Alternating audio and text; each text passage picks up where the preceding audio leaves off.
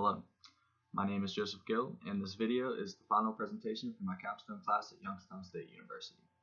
This presentation covers a research paper where we were tasked with creating a hybrid system development lifecycle model, as well as a proposal created by our entire class to respond to the National Robotics Initiative 2.0, with the hopes of bringing a remote robotics lab to the university. First, just a little bit about myself. My name is Joseph Gill. Like I said, I am an information technology technical support training major with a minor in social media communications. This presentation is for the class System Analysis and Design, also known as Info 4880, and the capstone class for this program at Youngstown State University. So just a little overview of what I'll be covering during this presentation. I'll first speak briefly about the system development life cycles, and more specifically the models that I use to create my hybrid model, the rapid spiral. Next, I will talk about that hybrid model and how it works, taking the best advantages from the other SDLC models talked about during this presentation. Finally, I will talk about the NRI 2.0 proposal and my role in putting that together, and also what that is all about. So with that being said, let's go ahead and dive into this presentation.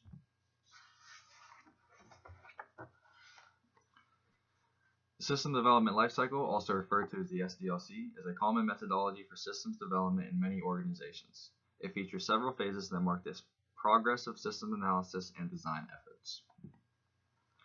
Just a little brief history about SDLC as a concept. It began in the 1950s when computer power was a critical resource and efficiency and processing became a concern of engineers. In the 1960s and 70s, this brought about new changes in the way engineers viewed the development of software systems. Organizations started to realize how expensive it was to develop customized information systems for every application, resulting in the system development to become more disciplined. Jumping ahead in the 1990s, increased emphasis on system integration. Programmers use visual programming environments such as Visual Basic to design user interfaces for systems that run on client-server systems. In the modern day, system development builds on that client-server relationship with an expanded use of the internet, as well as organizations' own intranets and extranets. System implementation involves a three-tier design: a database located on one server, the application on a second server, and client logic located on end user machines.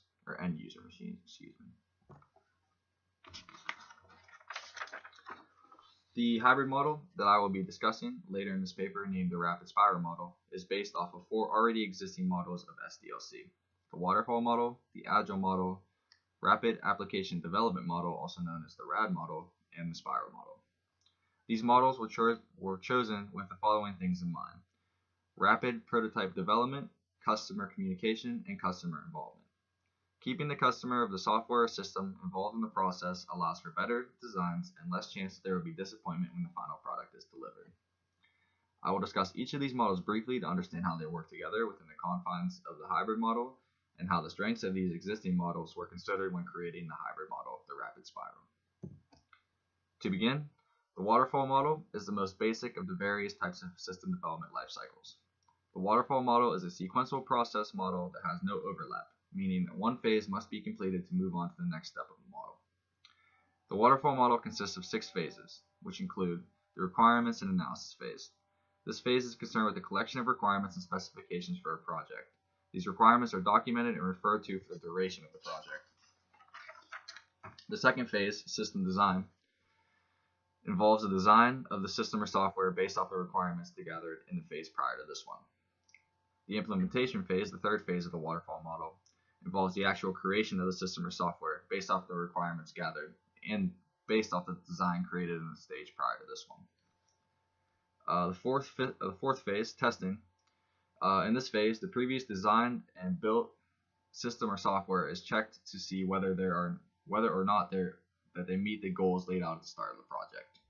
If bugs or problems are detected, they will be fixed and changed in order to enter the testing phase again until a working solution is produced and deployed, which moves on to the fifth phase of this particular model, deployment. After the testing phase, final components of the new system or software are delivered and installed within the customer's business environment. And then moving on to the final phase of this waterfall model, maintenance. If there are problems with the final delivered product, or if there are enhancements that can be made to that product or software, the development team will correct those issues or produce those enhancements after the final project has been delivered. There are some advantages that I took for the hybrid model from this model. Those include that each phase has a specific deliverable and a review process before moving on to the next phase. And the next being that this arranges tasks easily, and the last being that process and results are documented very well. Moving on to the Agile model. The Agile model is a combination of the iterative and incremental waterfall models of the SDLC. Its main focus is adaptability and customer satisfaction by the delivery of working prototypes early in the development process. This method breaks software and systems into incremental builds that are completed at the end of each iteration through the model. At the end of this iteration, the prototype is delivered to the customer to ensure that the requirements are met. At the end of all iterations, a final product is delivered to the customer. The Agile model uses a timetable created to determine when the requirements are due to ensure that projects are completed within a specific time frame. This model is derived from the Agile Manifesto. In 2001, software development leaders Jeff Sutherland, Ken Swaber, Ken Beck, and 14 other colleagues held a conference at the Lodge in Snowboard, Utah to draft the manifesto for Agile software development. This manifesto favored individuals and interaction over processes and tools, customer collaboration over contract negotiation, and responding to change over following a plan. Some of the advantages from this model that I considered when creating my hybrid include: it encourages teamwork and cross-training, it is appropriate for both fixed and changing requirements, it has early delivery of prototypes to the customer, and it is flexible for the developers creating the product. Moving on to the spiral model. The spiral model is the combination of the iterative model and sequential models like the waterfall model. The weaknesses and failures of the waterfall model, such as the inability to manage changing requirements and difficulty to measure progress throughout phases, created a need for a different model to be developed. The spiral model controls development in a systematic and controlled way with many iterations through a standard SDLC, unlike the waterfall model where there is only one iteration through a life cycle. This spiral model has 4 phases, which include the first being the planning and identification phase. This phase is used to collect requirements for the system being contracted.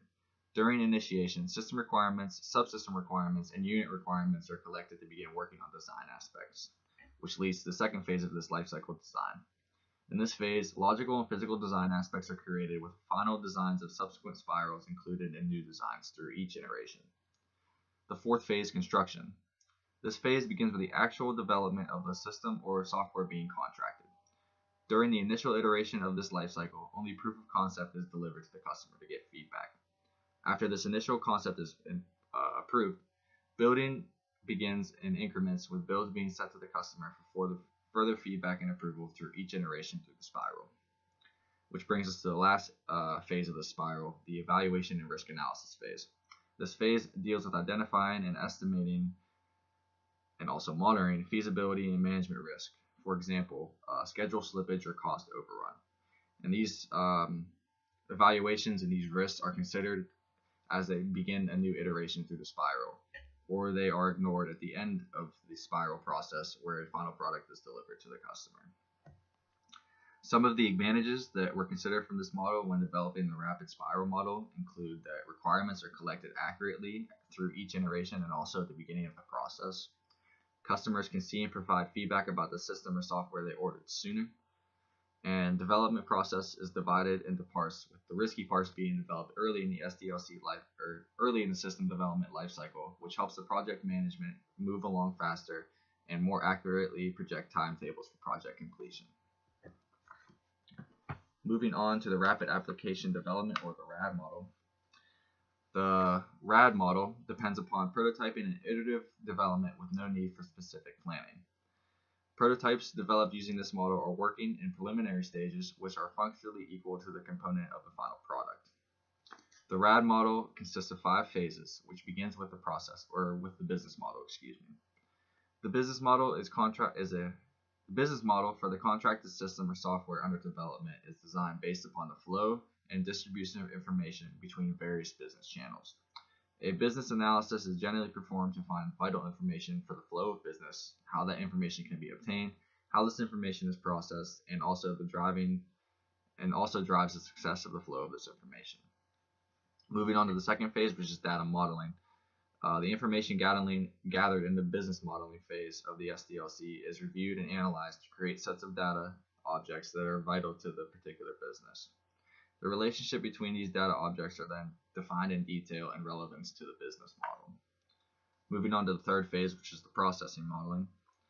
The data objects developed in the data modeling phase are converted to establish the needs of the business information flow to achieve specific business objectives that were determined during the business analysis phase.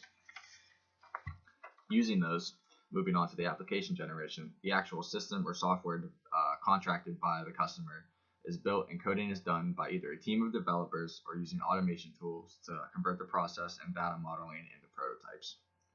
This leads us to testing and turnover. Overall testing time is reduced using the RAD model because prototypes are independently tested during every iteration through the RAD model, or through the RAD cycle, excuse me. With that being said, all processes and data models should be thoroughly tested with complete integration testing to ensure that all requirements of the current prototype are met. Some of the advantages that I considered from this model when building my own were that most of the programming components have been tested, which reduces the risk for any major issues when the final product is delivered. Changing requirements can also be accommodated, and progress is easily measurable through each iteration of this life cycle. Lastly, the reduced development time and the ability to reuse components through each iteration is one of the key components that I used in my hybrid model. Speaking of which, we will not talk about that model. My hybrid model, the rapid spiral model, is based upon all of the listed SDLC models before in this presentation, with the hopes of creating a process with heavy involvement with the customer or business that is contracting a new system or software development. This hybrid model takes most of its cues from the agile and spiral models of the system development lifecycle, with also some components of RAD being considered. With this model, customer interaction and involvement with the design process is the main objective. This is accomplished and reinforced throughout the following phases of my hybrid SDLC, which are as follows. I will get to that later. Beginning with the first phase, requirement gathering and analysis. In this phase, there's an interview or meeting with the customer or business that is contracting this new software design or some sort of system to be implicated within a business or organization. This meeting is an opportunity to do a full evaluation of whatever that customer is looking for in a new design or a new system, and what the information needs of this particular business are, and also the budget.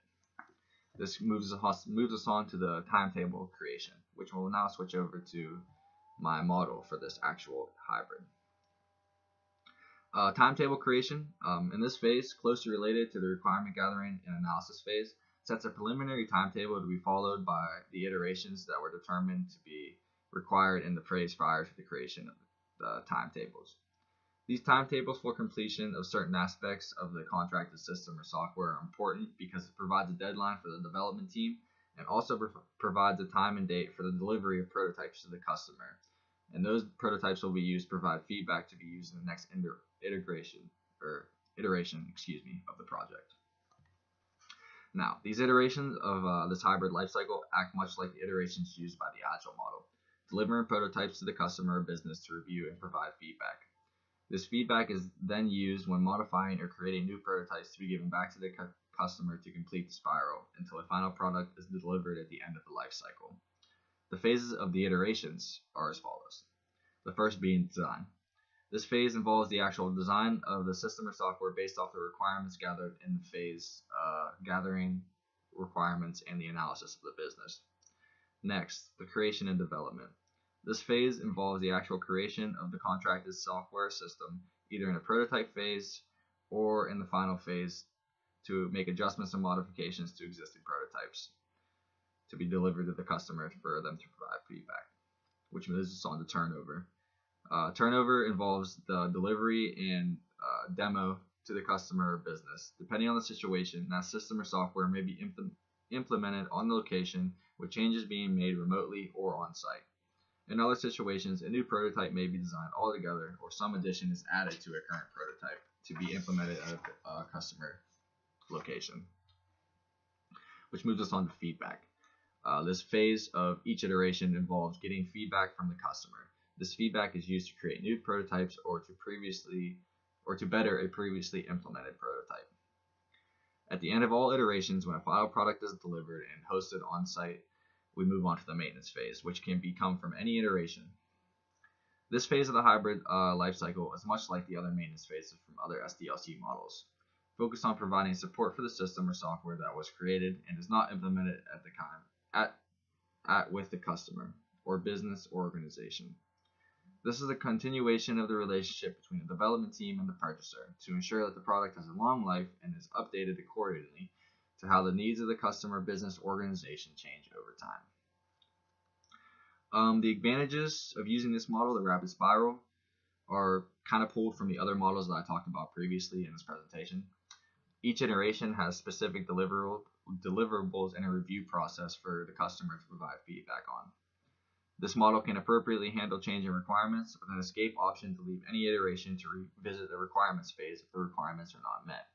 This doesn't halt the process of different iteration, it just allows for different approaches to changing requirements.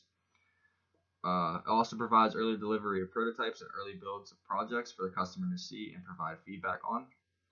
And the development process is divided into parts, with the risky parts being developed in early iterations, which helps with project management and more accurately ensures established timetables for the project. Requirements are also collected more thoroughly and accurately at the beginning of the project.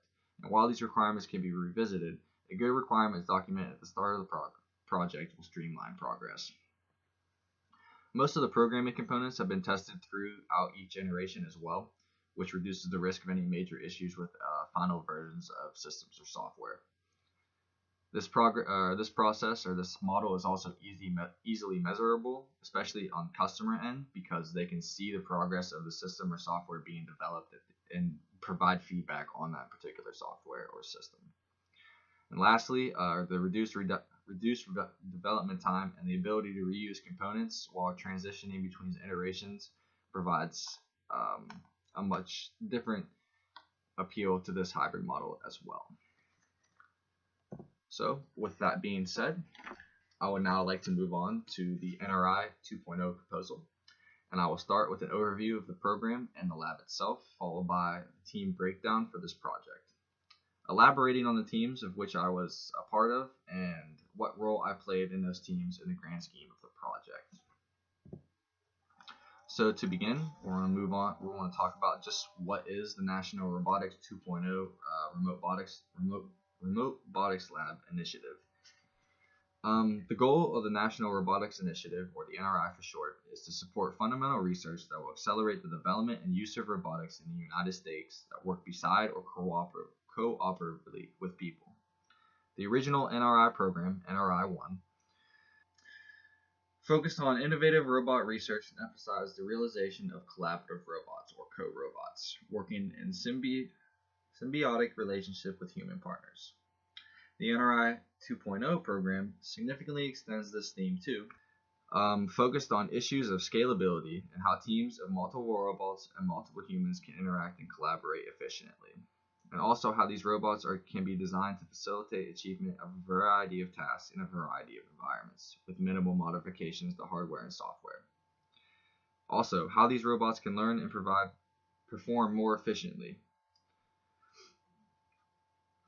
These robots will also use large pools of information from the cloud, other robots, and other people, and how the design of the robot's hardware and software can facilitate large-scale, reliable operation.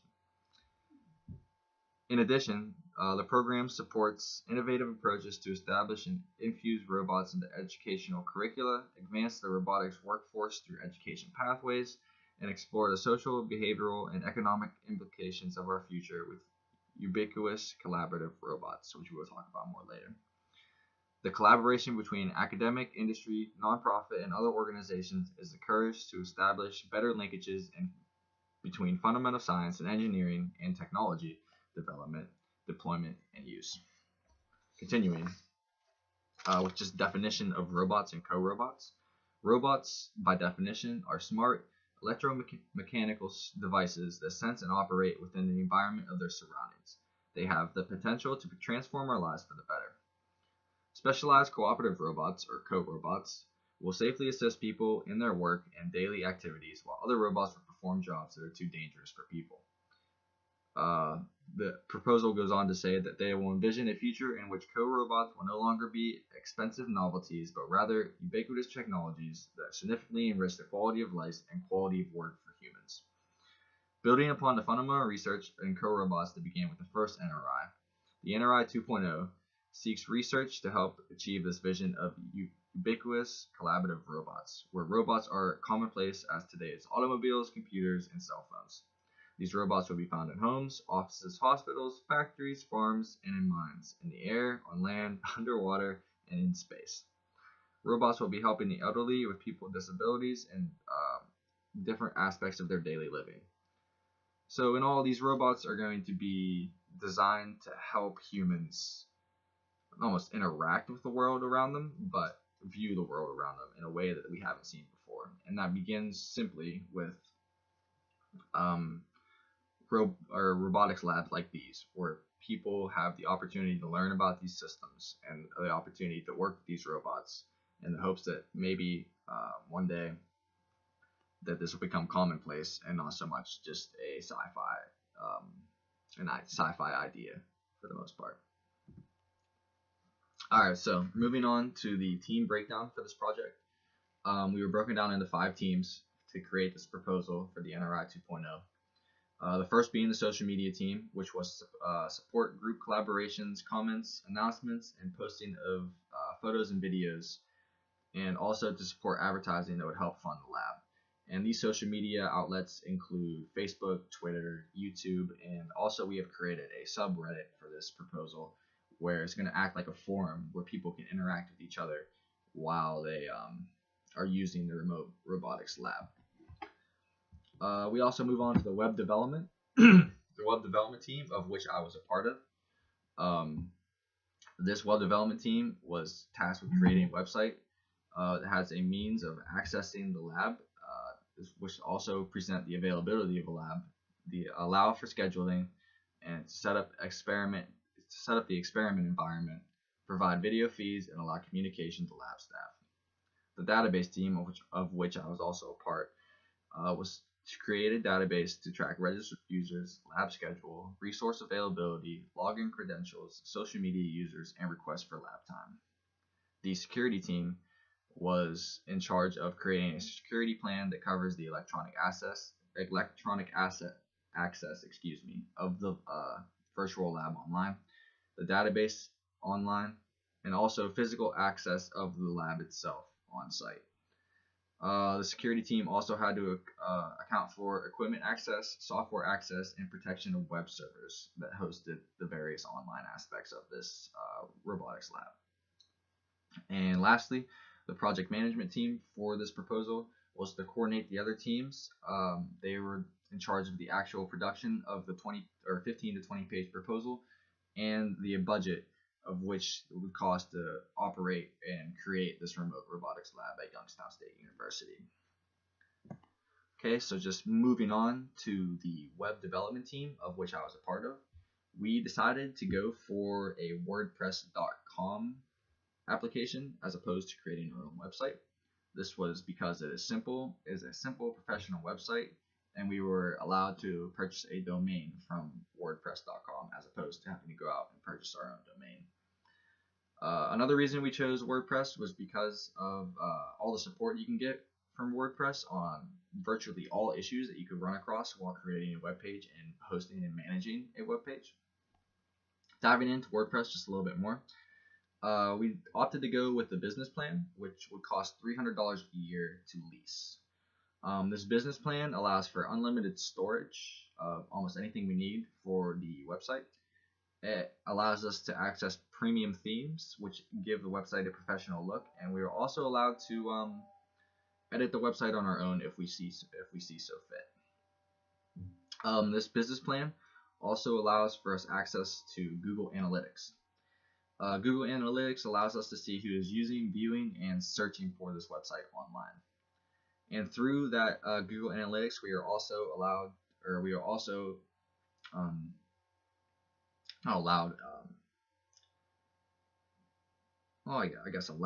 to see or to use search engine optimization through Google. This allows us to get higher up on Google search through including phases and phrases and different things on our website to really boost up our rating when it comes to search engine optimization. But I'll leave that for a different video. Moving on, we're going to use a certain amount of plugins to accomplish the goals of this proposal. The first being the WordPress booking and calendar plugin to help with the lab scheduling and allow the lab scheduling to be viewed on the website. So you're not just blindly requesting lab time, you actually know when the lab is scheduled or when the lab is available, what employees will be there that day, and things along those lines. For the video conferencing, we have opted to go with Video Whisperer, which will cost about $350 yearly to lease, which is kind of pricey, but it will be worth it. This Video Whisperer allows for one-to-one video conferencing and also for video streaming from the lab. So with that one-to-one video conferencing, you will be allowed to interact with lab employees to further set up your lab environment or to change things if a experiment does not go the way that you had anticipated. And also with that video streaming, you will be able to have access to multiple webcams located around the facility to view your experiment, to take notes, and to also record those live streams for documentation and for use in future experiments if you would so please. Moving on to the Ninja Forms, this is a free plugin, and this will be used to create the forms on the website to request for lab time. And also these forms will be used to validate new users and collect contact information for anyone who wants to sign up to be a registered user for a lab. All of the information from these forms will be sent to our database through a process which I am not sure of at the moment. We may be manually entering this information to the database, but the WordPress calendar will be looking at our database to see which lab times are available. The ultimate member registration will tie into that Ninja Forms, where we will request certain information from users, such as their email, phone, academic affiliation, things along those lines, and that will be translated into the forms, which will thusly be translated into our database. And just talking a little bit about the security plugin. This security plugin, while WordPress is already known for being very secure, this adds another layer of security and encryption to our website. I believe this plugin is free to use. I will have to double check that before submitting this video. But at the time of recording, I'm pretty sure that it is free to use, and like I said, it does add that little extra layer of security. Moving on to the database team. This database will be handling the accounts, both of the users and the social media. It will have a tentative lab schedule posted or recorded in the database, which will be shared with our WordPress so you can see which time slots are available. This database will also handle lab requests to be approved by the administration or whoever is running this actual remote robotics lab. These requests will have to be approved before they are then posted to the lab schedule. This database will also have a directory of our robots, the resources, both of the sensor and the environment that are different for the different experiments that we want to run, either in the water tank or on terrestrial land. And this database will also track the different employees that will be employed at the remote robotics lab. While requesting a lab schedule or making a lab request, you can also pick which employee you would like to be there and which employee you will video conference with, or whoever has the availability that day. And just again, looking at our ERD diagram that we created for this database, you can see that our users are tracked, and with each user ID that we're also going to keep a record of what social media they're using for this remote robotics lab. And all lab requests and lab schedules are tied into user IDs as well. And within the requests, you can request like I said, you can request different employees to be available while you are doing your experiment. the different sensors that you would like to have access to, or the different resources you want to view while your experiment is ongoing. And you also have access to different environment resources to change the pH level in the water or the temperature of the water, for example. And this lab request table is also linked to our robot ID. This robot ID will have just a list of the robots that are available for experiments, as well as what type of robot they are and the robot description for each experiment being run within our virtual lab. So that is all I have for you guys today. If you have any questions about my hybrid model, I will refer you to my research paper. I can email that to you at the following links on the screen. And if you have any questions about the National Robotics Initiative 2.0 proposal, I will have more information on that as I get it back to me. I know the proposal does not have a due date at the time of recording this video, but I know that I will be updated on the specifics of that proposal as they are being submitted to the National Robotics Institute. So, thank you very much for your time, and this concludes my capstone presentation, video presentation.